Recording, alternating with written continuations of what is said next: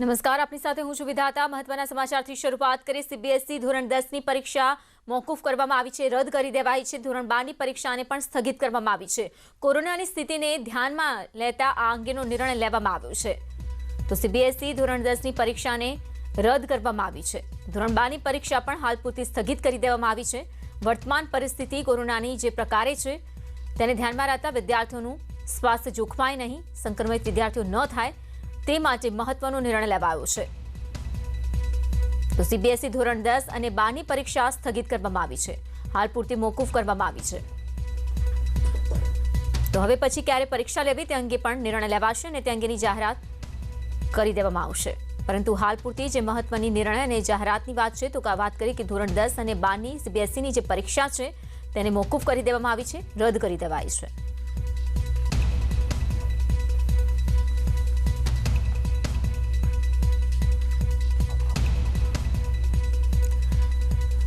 અંગે વધુ માહિતી આપશે સહયોગી સિદ્ધાર્થ। ધોરણ 10 અને 12ની સીબીએસઈની પરીક્ષા રદ કરવામાં આવી છે, મોકૂફ કરવામાં આવી છે, અંગેની હાલમાં શું વધુ જાણકારી?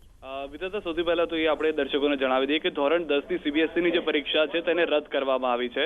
ધોરણ 12ની જે પરીક્ષા છે તેને સ્થગિત કરવામાં આવી છે, તેને રદ કરવામાં નથી આવી। તેની જાણકારી સરકાર તરફથી, મંત્રાલય તરફથી 15 દિવસ પહેલા આપવામાં આવશે, જ્યારે પણ પરીક્ષાનું આયોજન કરવાનું હશે ત્યારે।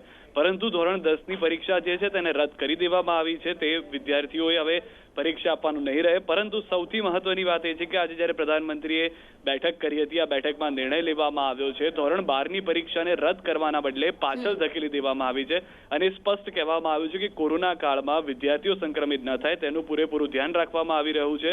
અને સૌથી મહત્વની વાત એ છે કે પરીક્ષા ધોરણ 12ની જ્યારે કરવામાં આવશે એને 15 દિવસ પહેલા જાણ કરવામાં આવશે કે હવે વિદ્યાર્થીઓએ પરીક્ષા માટે આવવાનું રહેશે।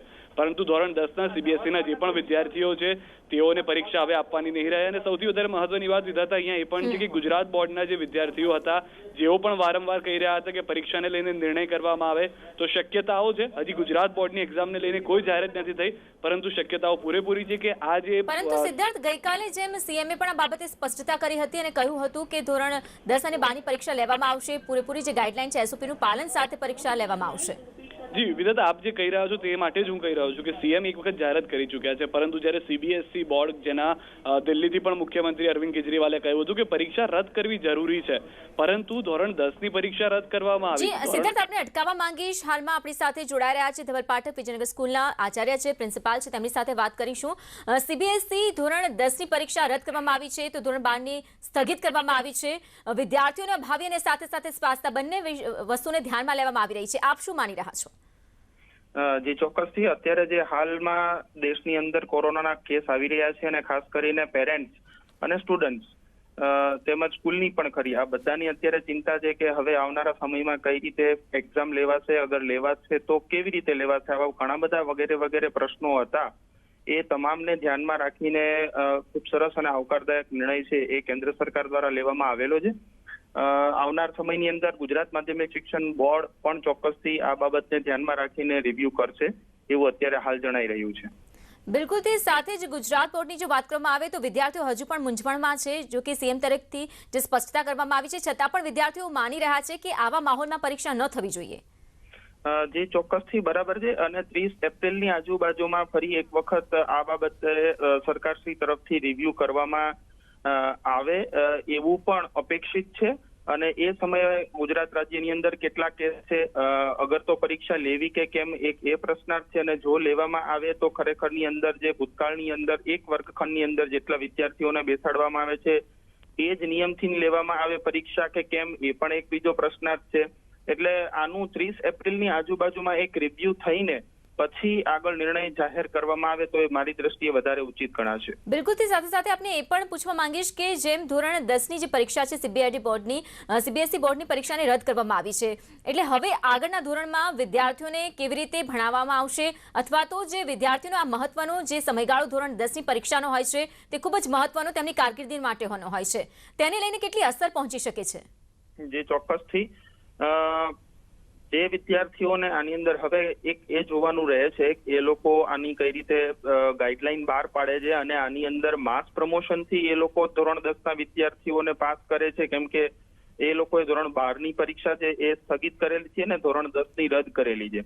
એટલા માટે એ લોકો માસ પ્રમોશનથી પાસ કરે છે અથવા તો ભૂતકાળમાં લીધેલી પરીક્ષાઓ છે એના માર્ક્સને આધારે ધ્યાનમાં લઈને વિદ્યાર્થીઓને પાસ કરે છે. અચ્છા, એ રીતે પાસ કરે તો ધોરણ 11ની અંદર એડમિશન છે એના બાબતના જે સંભવિત ઉભા થતા પ્રશ્નો છે એ પણ કેટલાક અગત્યના હોય છે. એટલે આની થોડી ગાઈડલાઈનની સ્પષ્ટતા થાય તો આના ઉપર વધારે વાત થઈ શકે. બિલકુલ. જો ધોરણ 10ની પરીક્ષાને રદ કરવામાં આવી હોય તો તે પહેલાના ધોરણ એટલે કે 1 થી 9 સુધી શું નિર્ણય લેવાઈ શકે છે? ધોરણ 10ની પરીક્ષા જે છે એ રદ કરેલી છે, પરંતુ ધોરણ 9 અને 11ની ખાસ કરીને ગુજરાત માધ્યમિક શિક્ષણ બોર્ડની વાત કરીએ તો એ જૂન મહિનાની જે છે એ સેકન્ડ વીકની અંદર એની એક્ઝામ લેવા માટેની વાત હતી. તો જૂન મહિના સુધીની અંદર ખરેખરમાં ગુજરાત રાજ્યની અંદર શું કોઈ કેસ છે એ ઓછા થાય છે કોરોનાના, એ બાબત ઉપર આખી વાત જે છે નિર્ભર બને છે. પરંતુ હાલની પરિસ્થિતિને ધ્યાનમાં લાગતો તો આ બધું જ ખૂબ અઘરું દેખાઈ રહ્યું છે. બિલકુલ. જે વિદ્યાર્થીઓ આખું વર્ષ મહેનત કરી છે, જે હોશિયાર વિદ્યાર્થીઓ છે અને કારકિર્દીને લઈને ખૂબ જ પોતે કહી શકાય કે સપનાઓ જોઈ રહ્યા છે અથવા તો આશાઓ છે, તે વિદ્યાર્થીઓની માનસિકતા પર આની કોઈ અસર પહોંચી શકે છે? આપ શું માની રહ્યા છો? ચોક્કસથી જે હોશિયાર વિદ્યાર્થીઓ હોય જેને ખૂબ તૈયારી કરેલી હોય એને સ્વાભાવિક રીતે એવું થવાનું છે કે અમે આટલી તૈયારી કરેલી છે ને પરીક્ષા જે છે એ રદ થયેલી છે. પરંતુ એની સામે સરકાર જે છે એ પણ હાલની પરિસ્થિતિને ધ્યાનમાં રાખીએ તો મજબૂર છે અને આ પરિસ્થિતિમાં કોઈ પણ રીતે સરકાર છે પરીક્ષા ન લઈ શકે. એટલે આ એક મહામારી છે, વૈશ્વિક કક્ષાનો એક પ્રશ્ન છે. એટલે હાલમાં પહેલી પ્રાયોરિટી કોઈ પણ સરકાર છે એ પોતાના રાજ્યના વિદ્યાર્થીઓ જે છે એને કોઈ પણ પ્રકારના આરોગ્યને લઈને કોઈ જોખમ ઊભું ન થાય એ રીતે જ એ નિર્ણય જે છે સરકારશ્રીને પણ લેવો પડતો હોય છે. બિલકુલથી આ જ સૌથી મહત્વની બાબત છે કે માહોલને જોતા અને પરિસ્થિતિને જોતા નિર્ણય યોગ્ય છે, પરંતુ સાથે સાથે ખાસ કરીને એસઓપીને અથવા તો ગાઈડલાઈનની વાત છે તે અંગે હજુ પણ સ્પષ્ટતાની જરૂર લાગી રહી છે. જી ગાઈડલાઈન છે એ આવશે અને એમાં વિદ્યાર્થીઓને કઈ રીતે પાસ કરવામાં આવે છે, આઈધર માસ પ્રમોશનથી પાસ કરેલા છે, ભૂતકાળમાં લીધેલી એકમ કસોટીઓ વગેરે પરીક્ષાઓ કે ઇન્ટરનલ માર્ક એના આધારે પાસ કરેલા છે, એ તમામની સ્પષ્ટતાઓ થશે. ત્યારબાદ જ વધારે આના ઉપર વધારે વિગત આપી શકાશે. જી ખૂબ ખૂબ આભાર અમારી સાથે જોડાયા તે બદલ. Thank you. તો સીબીએસઈ ધોરણ 10ની પરીક્ષાને રદ કરી દેવામાં આવી છે, તો ધોરણ 12ની પરીક્ષા સ્થગિત કરી દેવામાં આવી છે. મહત્વનું જે નિર્ણય છે સીબીએસઈ બોર્ડ તરફથી લેવામાં આવ્યો છે.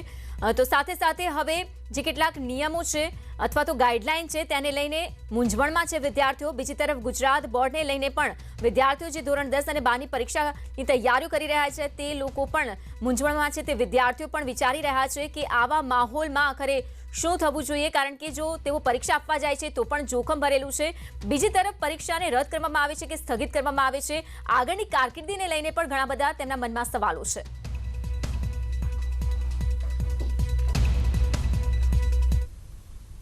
આગળ વધી યોગી આદિત્યનાથને કોરોના પોઝિટિવ આવ્યો છે. યુપીના મુખ્યમંત્રી યોગી આદિત્યનાથ જેમનો કોરોના રિપોર્ટ પોઝિટિવ આવ્યો છે, આ સાથે તેમણે ટ્વીટ કર્યું છે અને જાણકારી આપી છે. તેમણે જણાવ્યું છે કે હું સેલ્ફ આઇસોલેશનમાં છું. તો યુપીના મુખ્યમંત્રીને કોરોના પોઝિટિવ, તેઓ કોરોનાથી સંક્રમિત થયા છે અને ટ્વીટ કરીને અંગેની જાણકારી તેમણે આપી છે.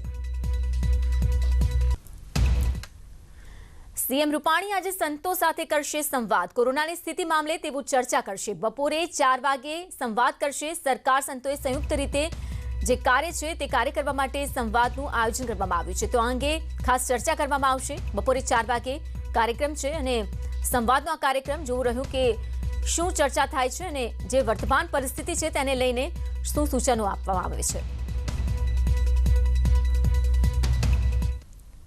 સુરત નવી સિવિલ હોસ્પિટલમાં 14 દિવસના કોરોના સંક્રમિત બાળકનું મોત થયું છે. 11 દિવસની લાંબી સારવાર બાદ બાળક મોતને ભેટ્યું.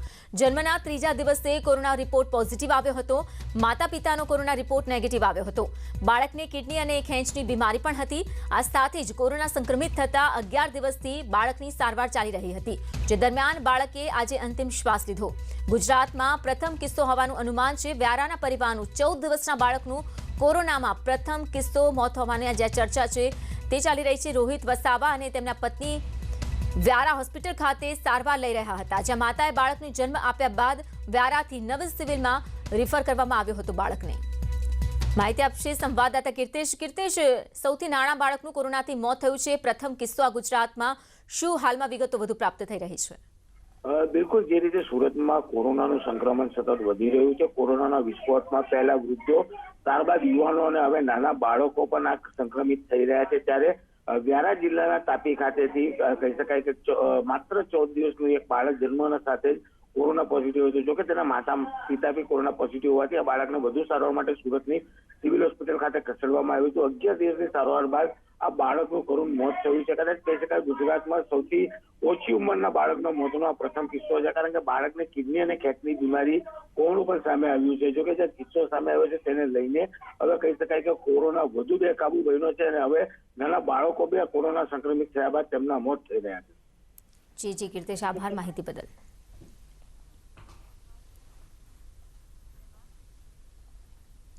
અમદાવાદ સિવિલ બહાર એમ્બ્યુલન્સની કતાર લાગી છે. કોરોનાના દર્દીઓને લઈને કતાર જોવા મળી છે. સિવિલમાં મોટા ભાગના બેડ ફૂલ થયા છે અને દર્દીઓ જે સારવાર માટે પહોંચી રહ્યા છે તેમની હાલત જે છે કફોડી બની રહી છે. પરેશાનીનો સામનો દરેક જગ્યાએથી કરવો પડી રહ્યો છે. તો સારવાર માટે જાય છે પરંતુ સારવાર માટે જગ્યા નથી, કારણ કે સિવિલમાં મોટા ભાગના બેડ ફૂલ થયા છે.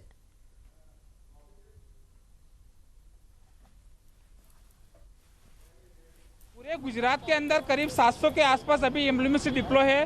एक एम्बुलेंस के ऊपर 5 जन का स्टाफ रहता है. उस हिसाब से करीब 3,500 के आसपास हमारा स्टाफ है जो 24/7 कार्य करता है. उसके अलावा अहमदाबाद सेंटर जो कॉल सेंटर है हमारा, वहाँ पे कैपेसिटी बढ़ाई दी गई है. 20 से 25 कैपेसिटी 20 से 25 और सेंटर्स हमने ओपन कर दिए हैं कॉल सेंटर के अंदर, ताकि वो इंक्रीज फ्लो है. पहले जहाँ 5 से 6 हज़ार कॉल आते थे, वहाँ पे अभी भी 12 से 13 हज़ार कॉल डेली के आ रहे हैं कॉल सेंटर में. तो वहाँ पे भी वर्क फुटिंग बेसिस के ऊपर काम चल रहा है. અમદાવાદ શહેરમાં કોરોના કેસનો વિસ્ફોટ જોવા મળ્યો છે. એમસી સંચાલિત વીએસ હોસ્પિટલ, શારદા હોસ્પિટલ અને એલજી હોસ્પિટલ કોવિડ ડેઝિગ્નેટેડ જાહેર કરવામાં આવી છે. ગાયનેક ઇમરજન્સી સિવાય તમામ કામગીરીને હાલ પૂરતી બંધ કરી દેવામાં આવી છે. ત્રણેય હોસ્પિટલ કોવિડ જાહેર કરવામાં આવી છે. છેલ્લા કેટલાય દિવસોથી કોરોના સંક્રમણમાં સતત વધારો થઈ રહ્યો છે, ત્યારે સમગ્ર રાજ્યમાં કોરોના કેસમાં વિસ્ફોટ થયો છે. અરવલ્લી જિલ્લામાં પણ શહેરો બાદ ગામડાઓમાં પણ કોરોના સંક્રમણનો લોકો ભોગ બની રહ્યા છે. રોજના સમગ્ર જિલ્લામાં 100થી વધુ રેપિડ પોઝિટિવ કેસ આવી રહ્યા છે, પણ આરોગ્ય વિભાગ દ્વારા જાહેર કરવામાં નથી આવતા. ત્યારે જિલ્લાવાસીઓ દ્વારા હાલમાં કોરોનાથી જ્યાં ભયનો માહોલ છે, બીજી તરફ સરકારે લોકડાઉન આપવાની સ્પષ્ટ ના કહી છે. તેવામાં હવે જિલ્લાના લોકો જાતે જ સંક્રમણ રોકવા સ્વૈચ્છિક લોકડાઉન તરફ આગળ આવી રહ્યા છે. તો મોડાસા ખાતે આવેલા કચ્છ કડવા પાટીદાર સમાજ પણ ખાસ સામે આવ્યું છે. સમાજ દ્વારા એક પત્ર લખીને સમાજના લોકોને અપીલ કરવામાં આવી છે કે કોઈ પણ સામાજિક સારો કે પછી નરસો પ્રસંગ હોય તો સરકારની ગાઈડલાઈન મુજબ જ માત્ર પરિવારના સભ્યો દ્વારા જ પૂર્ણ કરવો જોઈએ. આ ઉપરાંત સમાજના અરવલ્લી જિલ્લામાં આવેલ 83 કંપાઓમાં આગામી 15 એપ્રિલથી 30 એપ્રિલ સુધી સ્વયંભૂ લોકડાઉન પાડી કામ વગર ઘરની બહાર ન નીકળવા માટે પણ જણાવવામાં આવ્યું છે. અપીલ થઈ રહી છે, જેના પગલે આગામી 15 તારીખ સુધી કચ્છ પાટીદાર જે સમાજ છે, કડવા પાટીદાર સમાજની વસ્તી ધરાવતા કંપામાં લોકો સ્વૈચ્છિક સમાજની મુહિમમાં જોડાઈ અન્ય સમાજના લોકો માટે પણ એક પ્રેરણા પૂરી પાડે. ત્યારે આ મહામારીના સમયમાં આ સમાજની જેમ અન્ય સમાજના લોકો પણ જાગૃતિ દાખવે તે જરૂરી છે.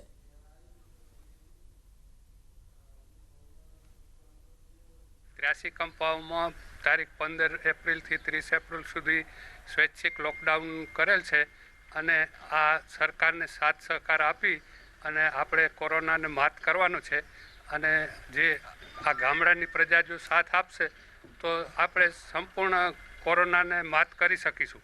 અત્યારે કોરોના મહામારી ચાલી રહી છે, જેમાં અમારી સમાજના અમારી કંપાઓ અત્યારે 83 કંપાઓ છે.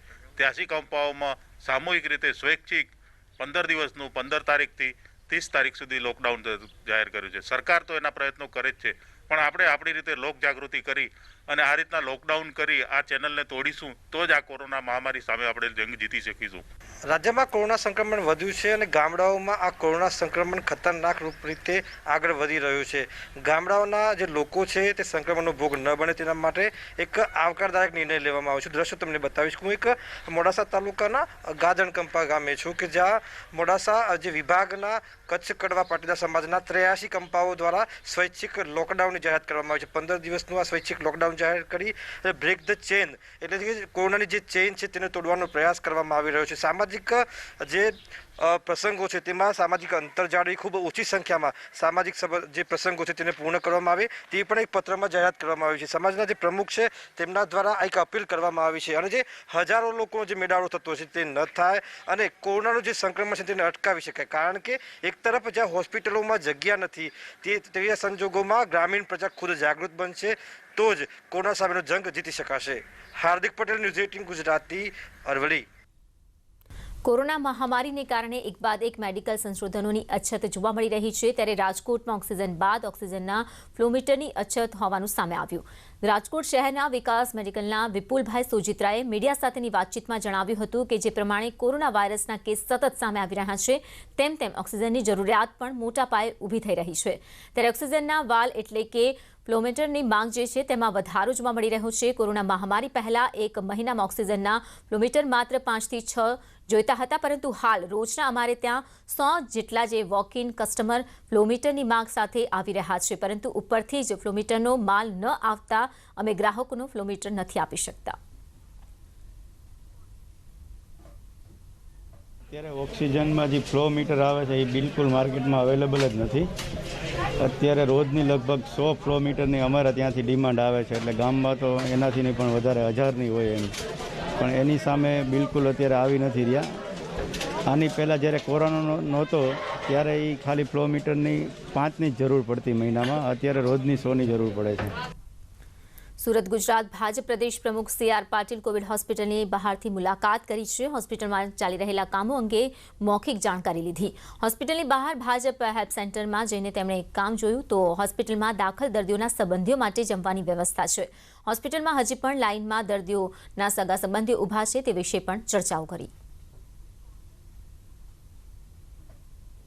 જે પેશન્ટો હોસ્પિટલમાં એડમિટ છે એમને સમયસર જમવાનો મળતો નથી અથવા તેમની સાથે વાત થતી નથી, એવી જે ફરિયાદો હતી આ ફરિયાદો દૂર કરવા માટે ભારતીય જનતા પાર્ટીના કાર્યકર્તાઓ, કોર્પોરેટરશ્રીઓ, પ્રમુખશ્રી, ધારાસભ્યશ્રી આ બધાએ મળીને હેલ્પલાઇન શરૂ કર્યું છે. હું એમને અભિનંદન આપું છું. અને જે કંઈ વસ્તુ પોતાના પેશન્ટને પહોંચાડવા માંગતા હોય એ સગાવાળા પાસે મેળવે છે અને નોંધી લે છે અને ત્યાં એને પહોંચાડે છે. અને જે પહોંચી જાય છે એનો વિડીયો અને એનો ફોટો એને મોકલવામાં આવે છે. સાથે સાથે પેશન્ટ સાથે વાત કરવાની સ્થિતિમાં હોય તો વાત કરાવે છે અને જો અનકોન્શિયસ હોય તો એનો વિડીયો ઉતારીને એનું ઓક્સિજન લેવલ કેટલું છે, એને કેટલું ઓક્સિજન આપવામાં આવી રહ્યું છે, આનો પણ વિડીયો એને આપવામાં આવી રહ્યો છે.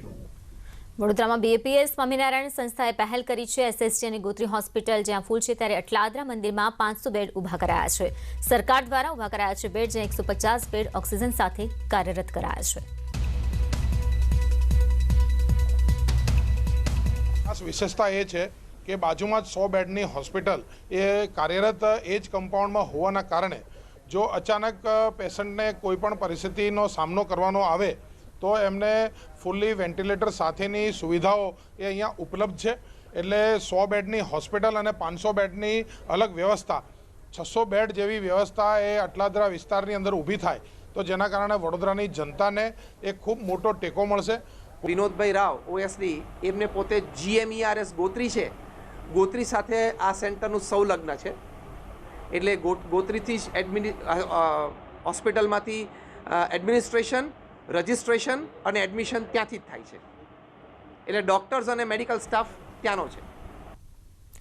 સુરતના પૂર્વ મેયરે કર્યા છે પ્લાઝમા ડોનેટ. 11 દિવસના બાળકને પ્લાઝમા આપ્યા. બ્લડ ગ્રુપ મેચ થતું હોવાથી પ્લાઝમા આપ્યા છે. પૂર્વ મેયર જગદીશ પટેલે મદદ કરી છે.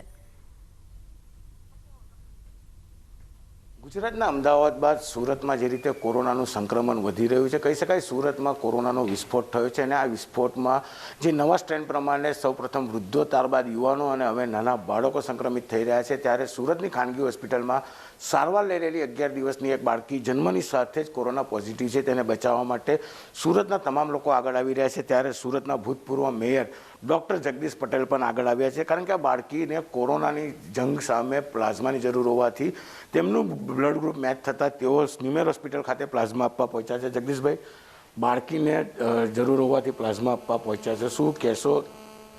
ગઈકાલે મને સમાચાર મળ્યા અખબારોમાં અને આપના ઇલેક્ટ્રોનિક માધ્યમોમાં પણ એ સમાચાર મળ્યા કે 11 દિવસની એક બાળકી જન્મની સાથે જ એના માતા પિતા સંક્રમિત હતા. એના કારણે એ પોતે સંક્રમિત હતી. એ બાળકીના માતા પિતા પણ પોઝિટિવ હોવાના કારણે હોસ્પિટલમાં સારવાર હેઠળ છે, બાળકી પણ સારવાર હેઠળ છે અને એના માટે બાકીના બધા જ ઉપાયો ચાલી રહ્યા છે. પણ ગઈકાલે મને અમારા એક કાર્યકર્તા કલ્પેશભાઈ ભોજાણી દ્વારા એવા સમાચાર મળ્યા કે એને પ્લાઝમાની જરૂર છે અને આ ગ્રુપ છે. મને એમ થયું શોધવામાં સમય બગાડવાની જરૂર નથી, આપણું ગ્રુપ એ જ છે અને જો બધી રીતે એ મેચ થતું હોય ને એલિજિબલ હોય તો આપણે તરત જ એક કામ શરૂ કરીએ. બાય ચાન્સ બધા જ પેરામીટર્સ મેચ થયા એટલે હું અહીંયા સ્મીમેર ખાતે પ્લાઝમા ડોનેટ કરવા માટે ઉપસ્થિત થયો છું. સાથે અમારા સ્થાનિક કરંજ વિસ્તારના ધારાસભ્ય મિત્ર શ્રી પ્રવીણભાઈ ઘોઘારી પણ ઉપસ્થિત છે, જે અગાઉ કોરોના સામેનો જંગ જીતી ચૂક્યા છે અને અગાઉ પ્લાઝમા ડોનેટ કરી ચૂક્યા છે. સામે એની સેવા પ્રવૃત્તિ પણ ચાલે છે એટલે એ પણ મારી સાથે જોડાયા છે. અમારા કોર્પોરેટર મિત્રો અને કાર્યકર્તાઓ પણ મારી સાથે જોડાયા છે. એક સવાલ, આપ ડૉક્ટર છો, 1 વર્ષ આગળ જ્યારે કોરોનાનું સંક્રમણ શરૂ થયું તે સમયે આપ મેયરના પદ પર હતા. જે રીતનું કોરોના છે ને કદાચ કહી શકાય કે 11 દિવસની બાળકી, કદાચ સુરતને પણ ગુજરાતમાં પ્રથમ કેસ હોય એવું લાગે છે. બાળકોને આ વખતે જે નવો સ્ટ્રેન આવ્યો છે એમાં બાળકો પણ એના સંક્રમિત થતા હોય છે, એ પ્રકારનો સ્ટ્રેન છે અને એ તજજ્ઞો છે એના વિશે પણ ખૂબ માહિતી લોકોને આપી ચૂક્યા છે. પણ બાળકો આ વખતે બીજા સ્ટ્રેનમાં સંક્રમિત થવાના ઘણા બધા બનાવો બની રહ્યા છે અને એ સંજોગોમાં હું સૌને વિનંતી કરું છું કે હવે બાળકો પણ એટલી જ સુરક્ષા રાખવા યોગ્ય છે એટલે એના માટે સૌ કાળજી રાખે એવી વિનંતી પ્રાર્થના કરું છું. 11 દિવસની બાળકી જે હોસ્પિટલમાં જન્મ થયો, નોન કોવિડ હોસ્પિટલ હોવા છતાં પણ તેની કહી શકાય હોસ્પિટલના ટ્રસ્ટીઓથી લઈ તબીબો બાળકીનો જીવ બચાવવા માટે સતત મહેનત કરી રહ્યા છે. ત્યારે આ બાળકીને પ્લાઝમાની જરૂર હોવાથી ભૂતપૂર્વ મેયર પણ આગળ આવ્યા છે અને બાળકીનો જીવ બચાવવા માટે કહી શકાય કે તંત્ર સાથે હવે સમાજસેવીઓ અને ખાસ કરીને ભૂતપૂર્વ આગેવાનો પણ આગળ આવી બાળકીનો જીવ બચાવવાનો પ્રયાસ શરૂ કર્યો છે. કીર્તેશ પટેલ, ન્યૂઝ 18 ગુજરાતી, સુરત. આ હતા અત્યાર સુધીના ખાસ સમાચાર. વધુ સમાચારો માટે આપ જોડાયેલા રહો ન્યૂઝ 18 ગુજરાતી સાથે. નમસ્કાર.